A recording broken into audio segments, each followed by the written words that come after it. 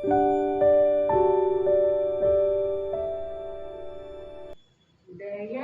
करो है त्रिशला के प्यारे, हम भी तो सेवक प्रभु जी तुम्हारे। दया करो है त्रिशला के प्यारे, हम भी तो सेवक प्रभु जी तुम्हारे। ना हम में बल है ना हम में शक्ति, ना हम में साधन ना हम में भक्ति, हमने तो तन मन चरणों में डारे, हम भी तो सेवक प्रभु जी तुम्हारे। दया करो हे कृष्णा के प्यारे, हम भी तो सेवक प्रभु जी तुम्हारे। करुणा के सागर जब तुम कहाते, फिर क्यों न करुणा हम पर गिराते। आए हैं याचक दाता के द्वारे, हम भी तो सेवक प्रभु जी तुम्हारे। दया करो हे कृष्णा के प्यारे, हम भी तो सेवक प्रभु जी तुम्हारे। प्यारे है दर्शन मीठी है वाणी, कण कण से छलके तेरी निशानी। मस्ताने मन के गूंजेंगे नारे, हम भी तो सेवक प्रभु जी तुम्हारे। दया करो हे कृष्णा के प्यारे, हम भी तो सेवक प्रभु जी तुम्हारे। हम भी तो सेवक प्रभु जी तुम्हारे, हम भी तो सेवक प्रभु जी तुम्हारे। रागवेश के विजेता, मोक्ष मार्ग के प्रतिपादक चरण तीर्थंकर श्रमण भगवान महावीर स्वामी के चरणों में कोटि कोटि वंदन करते हुए एक भवावतारी चर्चा चक्रवर्ती भीष्म प्रतिज्ञाधारी अखंड बाल ब्रह्मचारी आचार्य सम्राट पूज्य श्री जयमल जी महाराज के चरणों में कोटि कोटि वंदन करते हुए उन्हीं के 11वें पटधर आचार्य सम्राट पूज्य श्री शिवचंद्र जी महाराज के चरणों में कोटि कोटि वंदन। जय गच्छाधिपति व्याख्यान वाचस्पति उग्र विहारी वचन सिद्ध साधु 12वें पटधर आचार्य प्रवृत्ति पार्षद जी महाराज साहब, गौर तपस्वी उपाध्याय प्रवृत्ति गुणन चंद्र जी महाराज साहब, मेरे नंदास्ता के आया मम जीवन उद्धारक परम पूज्य गुरुदेव डॉक्टर श्री पदमचंद्र जी महाराज साहब के चरणों में कोटि कोटि वंदन करते हुए सभी गुरु भगवंतों के चरणों में वंदन करते हैं। गुरुदेव श्री की आज्ञा से आत्मबद्ध हो। अनंत अनंत ज्ञानी सर्वज्ञ सर्वदर्शी तीर्थंकर प्रभु महावीर स्वामी, जिन्होंने संसार के भव्य प्राणियों को जिनवाणी के माध्यम से बोध दिया। आत्मबंधु प्रभु महावीर स्वामी कहते हैं कि जिस जीव की जैसी मति होती है वैसे ही उसकी गति होती है। जीव के अगर सन्मति हो तो उसे संपत्ति की प्राप्ति हो जाती है। अगर उसकी बुद्धि अच्छी हो, सद्बुद्धि हो, सन्मति हो तो उसे किस प्रकार की सन्मति के साथ संपत्ति की प्राप्ति हो। ज्ञानी जन कहते हैं कि अगर व्यक्ति की सद्बुद्धि होती है तो निरंतर उत्तरोत्तर जीवन में अच्छे कार्य करता जाता है, जीवन में सद्गुणों का प्रादुर्भाव होता है। जब भीतर से गुणों का प्रकटीकरण हो तो उसके जीवन में बहुत सारी संपत्ति रिद्धि समृद्धि प्राप्त अपने आप हो जाती है। वही अगर कोई जीव कुमति वाला हो, उसकी मति बिगड़ गई हो, कुबुद्धि वाला हो तो उसके जीवन में हमेशा प्रॉब्लम्स ही आती रहती है, विपत्तियां ही आती रहती है। इसीलिए ज्ञानी जन ने कहा कि जहां सन्मति है वहां पर संपत्ति है और जहां पर कुमति है वहां पर विपत्ति है। आत्मबंधु इंद्र महाराज ने प्रभु महावीर स्वामी की ध्यान साधना की प्रशंसा उस सौधर्म सभा में की थी और उसी के लिए उसकी परीक्षा करने के लिए वो संगम देव जो मिथ्यार्थी है, जो अभवी है, वो परीक्षा लेने के लिए धरती पर आता है। उस कोलास चैत्य के अंदर जहाँ भगवान महावीर स्वामी ध्यानस्थ खड़े हैं, अनेक प्रकार से उपसर्ग देने के लिए तैयार हो जाता है। कल के प्रसंग में आपने सुना था कि किस तरह से भगवान महावीर स्वामी को उसने एक के बाद एक 6 उपसर्ग दिए थे। आत्मबंधुओं, एक रात्रि में 20 उपसर्ग देना था और उसके कितने उपसर्ग हमने सुने? 6 उपसर्ग सुने। पहले उपसर्ग में कैसे वो धूल की वर्षा करता है और उसके बाद दूसरा उपसर्ग जहाँ पर वज्रमुखी चींटियां हैं वो शरीर को भींग रहे हैं, और तीसरे में मच्छर के झुंड उनके ऊपर छोड़े जा रहे हैं, और चौथा है पूरे शरीर के ऊपर तीक्ष्ण मुखी दीमक है जो शरीर को काट रहे हैं, वेदना दे रहे हैं। और पांचवा अवसर कौन सा? कि इतने सारे जहरीले बिच्छू छोड़ दिए गए और वो पूरे शरीर को काट रहे हैं, जहर छोड़ रहे हैं, लेकिन फिर भी भगवान महावीर स्वामी अपनी ध्यान से विचलित नहीं। और छठे उपसर्ग के अंदर हमने सुना कि किस तरह से वो नेवले छोड़े गए और वो नेवले भी अनेक प्रकार के भयंकर शब्द करते हुए भगवान महावीर स्वामी की ओर दौड़ते हैं, और दौड़ लगा करके भगवान महावीर स्वामी के शरीर के मांस को छिन्न भिन्न कर देते हैं, मांस को तोड़ तोड़ करके इधर उधर पटक देते हैं, फेंक देते हैं। लेकिन चाहे कैसी भी परिस्थिति हो, लेकिन भगवान महावीर स्वामी अपनी आत्मा की संपत्ति को सुरक्षित रखने वाले थे, इसीलिए वो जीवन के अंदर निरंतर उत्तरोत्तर आगे बढ़ते गए। उनकी ध्यान मग्नता को कोई चूर नहीं कर सका। वो संगम देव 6 बार परेशान करने की प्रयत्न करता है, लेकिन फिर भी भगवान महावीर स्वामी अड़िग रहते हैं। आत्मबंधुओं, जब बार बार निष्फल हो रहा था, अब उसने विकुलना करते हुए, क्योंकि वो तो देव था, उसके पास वैक्रिय लब्धि थी, तो उस वैक्रिय शक्ति के कारण से उसने अब 7वें उपसर्ग में विषधर सर्प का रूप बनाता है। पूरे शरीर के ऊपर इतने सारे सर्प लिपट जाते हैं, सिर से लेकर पैर तक वो पूरे शरीर क्या हो जाते हैं? सांप से लिपट जाते हैं, और इतने जोर जोर से जहर को डंक मारते हुए पूरे शरीर को जहरीला बना देता है, पूरे शरीर में जहर फैला देता है। लेकिन फिर भी भयंकर शरीर में वेदना हो रही है, भगवान महावीर स्वामी की ध्यान मग्नता को कोई भी अंतर नहीं आया। आत्मबंधु, संगम देव का ये प्रयास भी निष्फल रहा। आगे भगवान महावीर स्वामी के लिए संगम देव ने मूषक की सेना तैयार कर दी, यानी चूहों की सेना को खड़ा कर दिया, और वो चूहे भगवान महावीर स्वामी के शरीर को कुतरने लग गए, और जैसे बिल बनाते हैं उसी तरह से उनके शरीर को छेदने लग गए। आत्मबंधुओं, भगवान महावीर स्वामी को उन चूहे ने काटा, इतना ज्यादा काटा कि वहां पर खून की धाराएं बहने लगी, और साथ में जब घाव हो जाते हैं शरीर के ऊपर, तो वो चूहे अपने शरीर में से मल मूत्र को भी उन घावों के ऊपर कर देते हैं।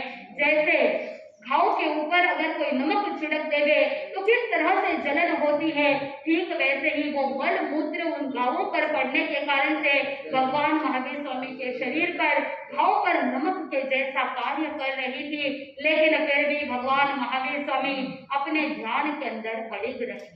आत्मबंधुओं, न सर्प का उपसर्ग काम आया, न ही वो मूषक की सेना भगवान महावीर स्वामी को पराजित कर सकी। आगे वो संगम देव उपसर्ग देने के लिए भयंकर विकराल रूप का हाथी का रूप धारण करता है।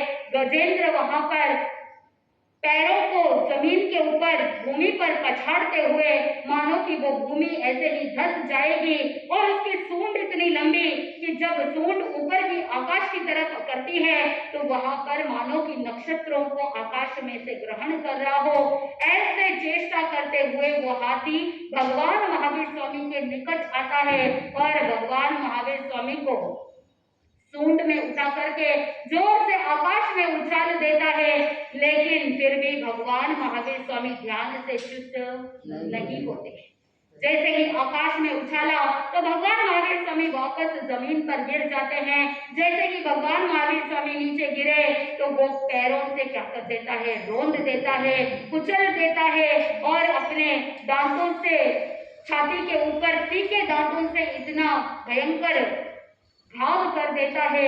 लेकिन भगवान महावीर स्वामी इन सभी उपद्रवों को सहन करते हुए अपने ध्यान में मग्न रहते हैं। आगे के उपसर्ग में भगवान महावीर स्वामी के लिए संगम देव ने हाथी के उपसर्ग में भी वो निष्फल रहा, तो अब विकुलना करते हुए हथिनी का रूप बनाता है। और वो हथिनी क्या करती है, जैसे हाथी ने उपद्रव दिया था वैसे के वैसे हथिनी भी क्या करती है, उपद्रव देती है, उनको उछाल देती है, नीचे गिराती है, उनके शरीर को रोंद देती है, दांतों से बार बार घाव करती है। लेकिन फिर भी भगवान महावीर स्वामी अपने ध्यान में अडोल रहते हैं, अकंपित रहते हैं। उनके ध्यान में कोई भी विघ्न नहीं डाल सकता। आत्मबंधुओं, भगवान महावीर स्वामी अपने आत्मभाव के अंदर रमण थे, लेकिन संगम देव का अहंकार चरम सीमा पर। अब वो क्या करे, वो देख रहा है कि मैं परास्त हो रहा हूँ, अब मेरे अंदर इतनी क्षमता तो नहीं है कि मैं भगवान महावीर स्वामी के ध्यान को क्या कर सकूं, विचलित कर सकूं। लेकिन फिर वो सोचने लगा कि क्या करूं। उतने में उसके ध्यान में आया कि वो पिशाच का रूप ग्रहण करे। तो वो क्या करता है, एक भयंकर डरावना विकराल पिशाच का रूप ग्रहण करता है। और उसका जो मुंह था वो मुंह गुफा के समान, और मुंह से ज्वालाएं निकल रही है, इतनी भयंकर ज्वालाओं की लपटें निकल रही है। मुंह के देखते हैं तो वहां पर उसके विकराल रूप को देखने को मिलता है। उसको देख करके हर कोई क्या कर सकता है, डर सकता है। आत्मबंधु, उसके जो मस्तक के केश थे, बाल थे, वो सूखे घास के समान खड़े थे, और उनके जो हाथ थे वो हाथ तोरण तंब के समान लंबे थे। उनकी जो जंघा थी वो ताड़ वृक्ष के समान लंबी थी, और साथ में कहते हैं कि उनके दांत पीले थे और कुदाली के समान बिल्कुल लंबे और तीक्ष्ण थे। आत्मबंधुओं, इस पिशाच के विकराल रूप को कोई भी व्यक्ति देखे तो भयंकर डर जाता है।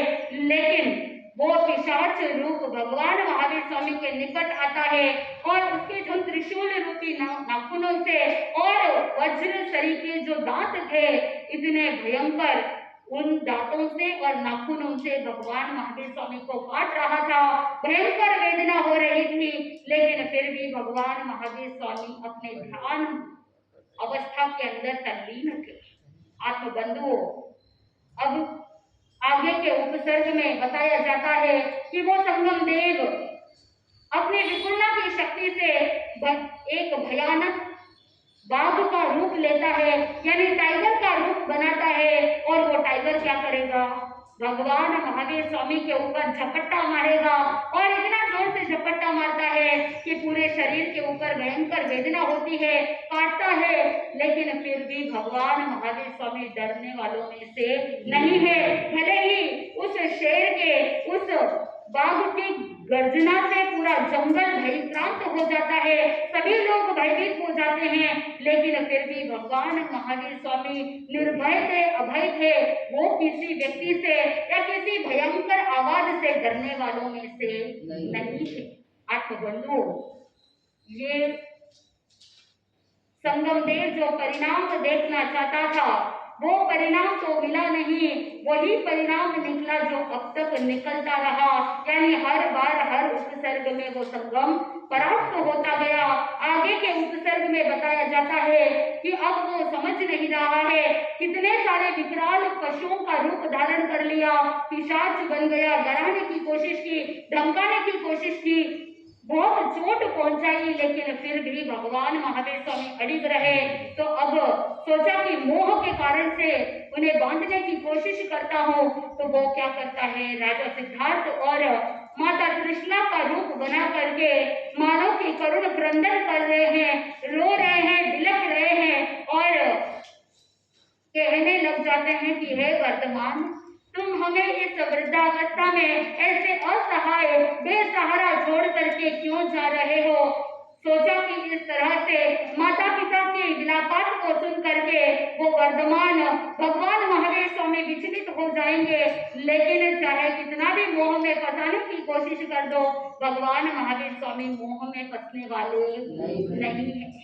आत्मबंधुओं, वो तो अपने ध्यान के अंदर तल्लीन थे, चाहे राजा सिद्धार्थ का रूप ले लिया, चाहे माता त्रिशला का रूप ले लिया, लेकिन फिर भी वो डरने वालों में से या हताश होने वालों में से नहीं थे। बंधुओं, उन्होंने अपने इमोशंस पर विजय प्राप्त की थी। उनका इमोशन पर इतना अच्छा कंट्रोल था, कषायों पर इतना नियंत्रण था कि वो किसी से कोई घबराने वाले नहीं है।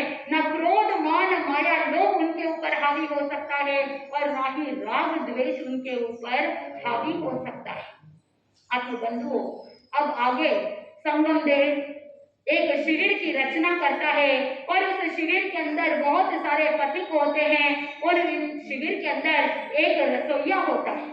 उस रसोइया के मन में भावना हुई कि मैं भोजन तैयार करूं और भोजन तैयार करने के लिए चूल्हा तो चाहिए और उस चूल्हे को तैयार करने के लिए उसने इधर उधर पत्थर को ढूंढा ताकि दो पत्थर मिल जाए तो उसके बीच में क्या कर सके, अग्नि को प्रज्वलित कर सके।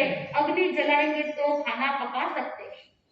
कहीं पर भी उस रसोई को पत्थर नहीं मिला तो उसने देखा भगवान महादेव स्वामी ध्यानस्थ खड़े हैं, उनके दोनों पैरों के बीच में ही आग सुलगा दी और भोजन पकाने के लिए उन दोनों पैरों के बीच में उस अग्नि के ऊपर बर्तन रख दिया। बंधुओं, क्योंकि ये अग्नि देव निर्मित थी तो भयंकर गर्म थी, उष्ण थी, लेकिन फिर भी भगवान महावीर स्वामी अपनी ध्यान साधना में विचलित नहीं हुए। बंधुओं, भगवान महावीर स्वामी की वो दृढ़ता, भगवान महावीर स्वामी की वो शांति की भावना, भगवान महावीर स्वामी की वो अडोलता, जिसके कारण से वो हमेशा निष्कंप रहे, वो किसी से कंपित होने वाले नहीं।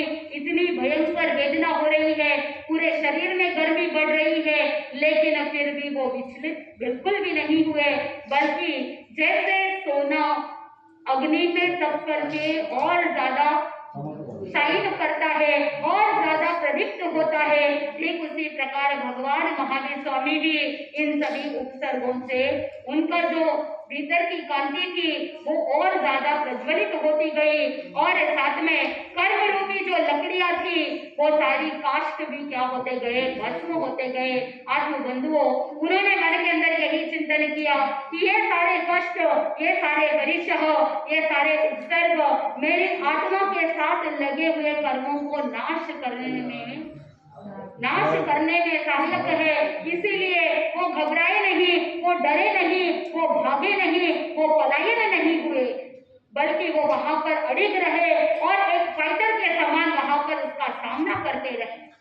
बंधुओं, अब संगम देव सोचने लगा कि अब मैं क्या करूं, और उसी आगे के उपसर्गों के अंदर उन्होंने संगम देव ने चांडाल का रूप लिया और चांडाल के रूप में रह करके अनेक प्रकार के पक्षियों के पिंजरे बनाए और उसी विपुलता की शक्ति से भगवान महावीर स्वामी के शरीर के ऊपर सारे पिंजरे क्या कर दिए, लटका दिए।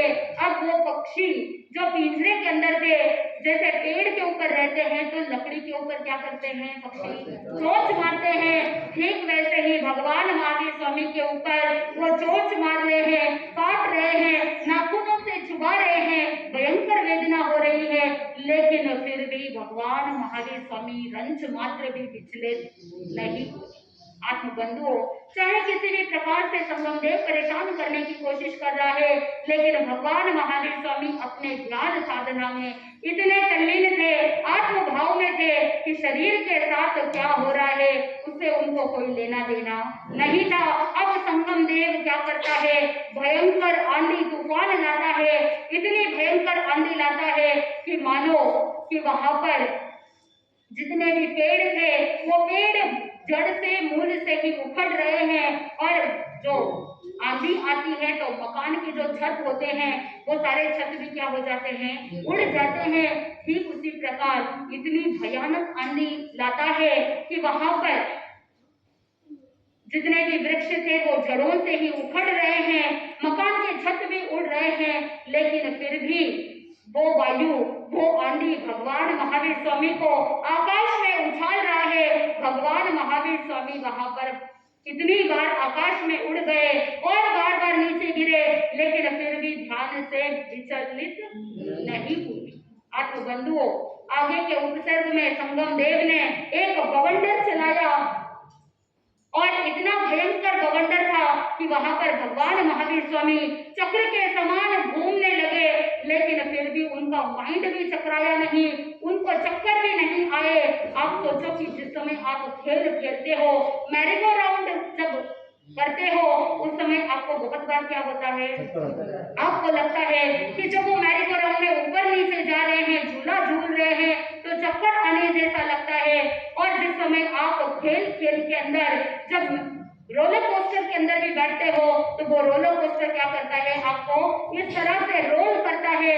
तो उस रोलर कोस्टर के अंदर बैठ करके आपको बहुत बार ऐसा लगता है कि आप ऊपर नीचे हो रहे हो, आगे पीछे हो रहे हो और चक्कर आने जैसे लग जाते हैं।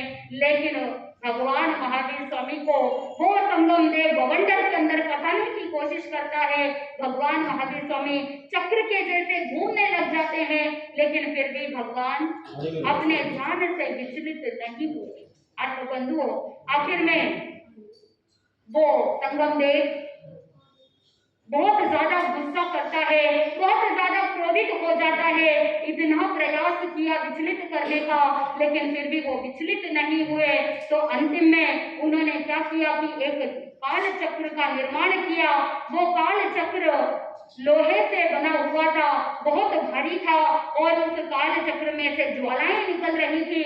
और वो संगम देव इतना गुस्से के अंदर उस काल चक्र का इतना जोर से भगवान महावीर स्वामी पर प्रहार करता है कि भगवान महावीर स्वामी घुटने घुटने तक क्या हो जाते हैं, जमीन के अंदर दब जाते हैं। लेकिन फिर भी भगवान अडोल रहे, अकंपित रहे, ध्यान के अंदर रंच मात्र भी कोई भी अंतर नहीं आया। संगम देव सोचने लगा, अब तक अनेक प्रतिकूल उपसर्गों को मैं देता रहा, अनेक प्रतिकूल परीक्षाओं को देता रहा, लेकिन फिर भी ये विचलित नहीं हुए, इनके ध्यान को मैं भंग नहीं कर सका। इंद्र महाराज ने जो प्रशंसा की थी वो सत्य है। अब आगे देखना ये है कि किस तरह से अब प्रतिकूल परिस्थितियों में भी भगवान महावीर स्वामी विचलित नहीं हुए। तो अंतिम जो दो उपसर्ग है, उन दो उपसर्गों के अंदर वो विचार करने लगा कि ऐसा मैं क्या करूं जिसके कारण से भगवान महावीर स्वामी ध्यान से विचलित हो जाए। तो उसको एक उपाय आया कि अब मैं अनुकूल वातावरण क्रिएट करूं। अब वो किस तरह से अनुकूल वातावरण को क्रिएट करता है, कैसे वो अनुकूल परिस्थितियों को बनाता है कि जिसके कारण से वो देव के रूप में विमान में आकर के उन्हें लोभ देने की कोशिश करता है, कैसे वो प्रलोभन देता है। और आगे चल करके लास्ट अंतिम उपसर्ग जिसमें वो पूरा वातावरण मोह में बना देता है, देवांगनाओं को उपस्थित कर देता है, अप्सराओं को उपस्थित कर देता है, लेकिन फिर भी भगवान महावीर स्वामी अडोल कंपित रहे। और ये एक रात्रि में 20 उपसर्ग, इन अंतिम दो उपसर्गों के बारे में हम विस्तार से आगे के प्रवचनों के अंदर जानेंगे। और वो हार जाता है या संगम देव सोचता है कि मैं वापस इंद्र महाराज के पास देवलोक में जाऊंगा, तो मैं पराजित होकर के कैसे मुंह दिखाऊंगा।